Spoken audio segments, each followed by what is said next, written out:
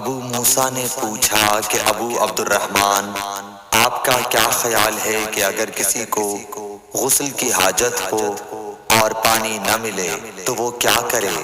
عبداللہ نے فرمایا کہ اسے نماز نہ پڑھنی چاہیے جب تک اسے پانی نہ مل جائے۔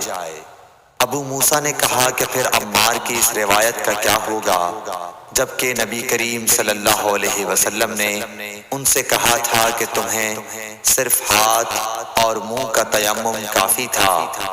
ابن مسعود نے فرمایا کہ تم عمر کو نہیں دیکھتے کہ وہ عمار کی اس بات پر مطمئن نہیں ہوئے تھے۔ پھر ابو موسیٰ نے کہا کہ اچھا عمار کی بات کو چھوڑو، لیکن اس آیت کا کیا جواب دو گے جس میں جنابت میں تیمم کرنے کی واضح اجازت موجود ہے؟ عبداللہ بن مسعود اس کا کوئی جواب نہ دے سکے، صرف یہ کہا کہ اگر ہم اس کی بھی لوگوں کو اجازت دے دیں تو ان کا حال یہ ہو جائے گا کہ اگر کسی کو پانی ٹھنڈا معلوم ہوا تو اسے چھوڑ دیا کرے گا اور تیمم کر لیا کرے گا۔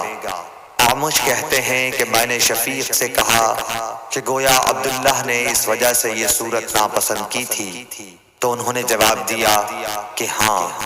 صحیح بخاری حدیث نمبر 346۔